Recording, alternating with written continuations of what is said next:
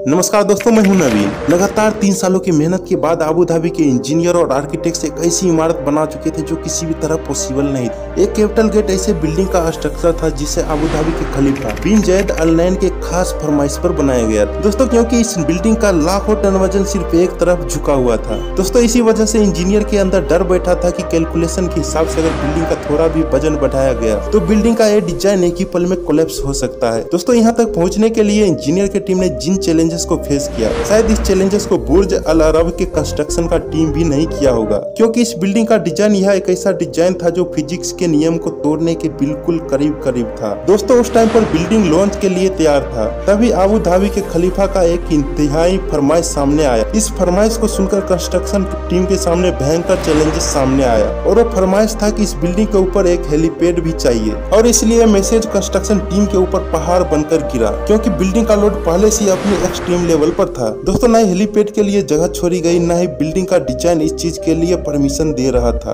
और दोस्तों न ही इंजीनियर में शेख को मना करने की हिम्मत थी। तो दोस्तों अब एक ही रास्ता बचा था कि किसी भी सूरत में बिल्डिंग के ऊपर हेलीपैड बनाना था। वीडियो के एंड तक जरूर देखें। इस वीडियो में जानेंगे कि किन किन चैलेंजेस को फेस करके आखिर कैसे इस बिल्डिंग को बनाया गया दोस्तों। कैपिटल गेट दुनिया की एकमात्र ऐसी बिल्डिंग है, ज्यादा ऊंची तो नहीं, लेकिन इसने इंजीनियर और आर्किटेक्ट के रूल को काफी झंझोर के रख दिया था। 524 फीट ऊंची इस बिल्डिंग का आधे से ज्यादा वजन एक ओर झुका हुआ है दोस्तों। आप सोच रहे होंगे ये किसी इंजीनियर के गलती की वजह से हो गए होंगे। जी नहीं दोस्तों, यही इसका डिजाइन था दोस्तों। आप देख सकते हैं इसका झुकाव इटली के लीनिंग टावर से 5 गुना ज्यादा है दोस्तों। शायद इसी वजह से इसको एक गिनीज वर्ल्ड ऑफ रिकॉर्ड भी मिला। लेकिन आखिर अबू धाबी के शेख को जरूरत क्या थी इतनी खतरनाक स्ट्रक्चर बनाने की? असल में दोस्तों दुनिया भर में एक से बढ़कर एक नया इमारत बनाने की रेस लगी है, जिसमें जीतेगा वही जो सबसे अलग और सबसे लग्जरियस इमारत बनाएगा। इस रेस में हिस्सा लेने के लिए और दुनिया भर के टूरिज्म अट्रैक्ट करने के लिए 2007 में अबू धाबी के खलीफा बिन जायद अल नहयान भी मैदान में उतर आए दोस्तों। उनका मोटिव ऊंची इमारत बनाने का नहीं, बल्कि ऐसा स्ट्रक्चर बनाना था जिसे दुनिया भर के लोग देखने आए, जिसको बनाने में ज्यादा वक्त भी न लगे और जो भौतिकी नियम को चैलेंज भी करे। और इसी लक्ष्य को पूरा करने के लिए खलीफा ने भाई शेख सुल्तान को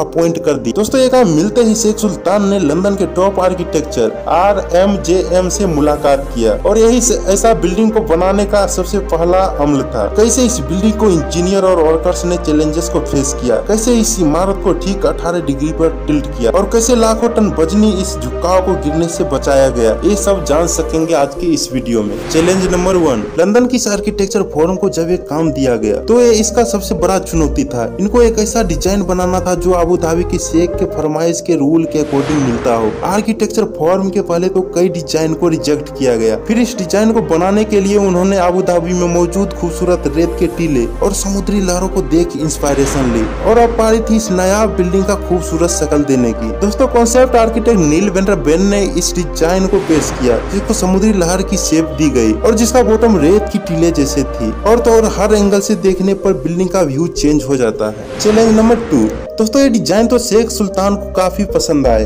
लेकिन इसमें एक परेशानी थी। जी हाँ दोस्तों, कैपिटल गेट के डिजाइन की रियलिटी बनाने के लिए एक्स्ट्रा ऑर्डिनरी इंजीनियरिंग चाहिए थी, क्योंकि डिजाइन के हिसाब से बिल्डिंग का बॉटम बिल्डिंग का टॉप से 180 फीट हटी है, और जिसकी वजह से बहुत ही ज्यादा फोर्सेस पैदा होगी, जिससे इसकी फाउंडेशन को जमीन से ही उखाड़ देगी। तो कंस्ट्रक्शन टीम के लिए चैलेंज था कि ऐसी फाउंडेशन बनाने की जो झुकी हुई लाखों टन वजन को आसानी से संभाल सके। इस चैलेंज को अंजाम पहुंचाने के लिए प्रोजेक्ट आर्किटेक्ट टोनी ऑर्किबोल्ड ने फाउंडेशन बनाने का काम स्टार्ट कर दिया दोस्तों। जिस साइड बिल्डिंग झुकेगी उसके नीचे फाउंडेशन पर 200 पाइल्स लगाए गए, जबकि दूसरी साइड वाली पाइल्स की लेंथ ज्यादा रखी गई, और इसे जमीन के अंदर मौजूद बड़े बड़े पत्थरों के अंदर ड्रिल करके घुसाया गया दोस्तों। इससे फाउंडेशन का लोड पूरी तरह से डिस्ट्रीब्यूट हो जाएगा दोस्तों। सिर्फ फाउंडेशन डालने के लिए 600 टन जमीन से मिट्टी निकाली गई, यानी सिर्फ फाउंडेशन डालने के लिए ही जमीन से निकलने वाली मिट्टी का वजन 600 हाथियों के वजन के बराबर था। इस काम को अंजाम देने के लिए 8 महीना रिक्वायर्ड था। इस मौके पर ही शेख सुल्तान ने बिल्डिंग की डेडलाइन जारी कर दी, क्योंकि ठीक 2 सालों के बाद अबू धाबी में फ्यूचर एनर्जी समिट होना था। इसी वजह से खलीफा चाहते थे कि इस एनर्जी समिट से पहले ही बिल्डिंग कंप्लीट हो जाए, यानी इंजीनियर के पास सिर्फ 24 महीना का वक्त था, जिसमें फाउंडेशन भी डालनी थी, बिल्डिंग भी खड़ी करनी थी और इंटीरियर का काम भी पूरा करना था, यानी पूरी बिल्डिंग तैयार करना था दोस्तों। जिस फाउंडेशन में 8 महीना का समय रिक्वायर्ड था उसे सिर्फ 3 महीनों में ही पूरा कर लिया। चैलेंज नंबर 3, गई। आखिरकार वर्कर के अनथक मेहनत के बाद कैपिटल का डाइग्रेड का काम भी पूरा हो गया